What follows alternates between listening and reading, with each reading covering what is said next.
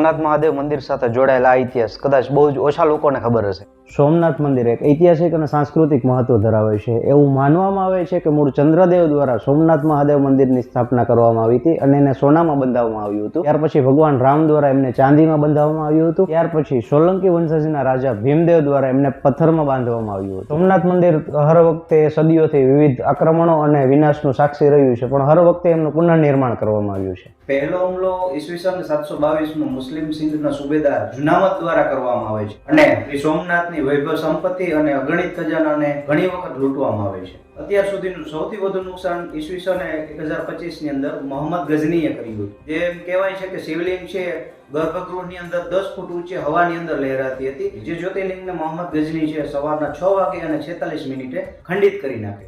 ਇਸ દિવસે 18 કરોડનો ખજાનો લૂંટી અને પાછો અફઘાનિસ્તાન જતો રહે છે. ત્યાર પછી ઈસવીસન 1701 ની અંદર ઔરંગઝેબ ફરી સોમનાથ ઉપર હુમલો કરી અને ખજાનો લૂંટી અને દિલ્હી જાય છે. ફરી ઈસવીસન 1783 ની અંદર અલાઉદ્દીન ખિલજી હુમલો કરે છે અને મંદિરને નુકસાન પહોંચાડે છે. આવી રીતે સદીઓથી સોમનાથ મંદિર છે એ અધર્મીઓ દ્વારા તોડવામાં આવ્યું છે. પણ એ અધર્મીઓ કેટલી વખત મંદિર તોડ્યું, પણ જે સોમનાથ પ્રત્યેની શ્રદ્ધા અને આસ્થા છે ને એને ન તોડી શકે. ત્યાર પછી તારીખ 11 મે 1651 ના રોજ આપણા રાષ્ટ્રપતિ રાજેન્દ્ર પ્રસાદ દ્વારા મંદિરની ફરીથી પ્રાણ પ્રતિષ્ઠા કરવામાં આવી છે. આધુનિક પુનઃનિર્માણ સોમનાથ મંદિરની હાલની જે રચના ઈસવીસન 1951 માં ભારતના નાયબ વડાપ્રધાન તેમજ ગૃહ મંત્રાલયના વડા લોખંડી પુરુષ સરદાર વલ્લભભાઈ પટેલના નેતૃત્વ હેઠળ કરવામાં આવી. સોમનાથ મંદિરનો ઇતિહાસ કંઈક એવું કહે છે, ચંદ્રદેવે બ્રહ્માપુત્ર રાજા દક્ષની 27 દીકરીઓ સાથે લગ્ન કર્યા, પરંતુ પ્રેમ ફક્ત એક રોહિણી પ્રત્યે જ હતો.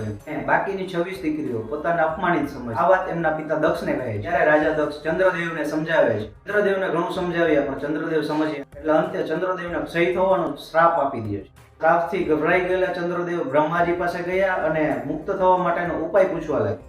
બ્રહ્માજી ચંદ્રદેવને પ્રભાસની અંદર મહામૃત્યુંજયથી ભગવાન ભોળાનાથની ભક્તિ કરવાનો એકમાત્ર ઉપાય બતાવે છે. અને તે પછી 6 મહિના સુધી ચંદ્રદેવ ત્યાં છે મહાદેવની ભક્તિ કરે છે. મહાદેવ ત્યાં પ્રસન્ન થાય છે, ચંદ્રદેવને શાપમાંથી મુક્તિ આપે છે. અને ત્યાર પછી સોમેશ્વરથી સોમ અને ચંદ્રદેવની ઓળખથી સોમ મહાદેવનું નામ પડ્યું સોમનાથ. સોમનાથ મંદિર માત્ર ધાર્મિક કેન્દ્ર જ નથી, પણ રાષ્ટ્રીય એકતા અને ગૌરવનું પણ સાક્ષાત પ્રતીક છે. કારણ કે તેમનું પુનઃનિર્માણ અને પુનઃસંગ્રહ ઘણી વખત કરવામાં આવ્યું છે, જે હિન્દુની નિષ્ઠા અને સ્થિતિસ્થાપકતાની સાક્ષી ઊભી કરે છે. જય ગિરનારી, હર હર મહાદેવ.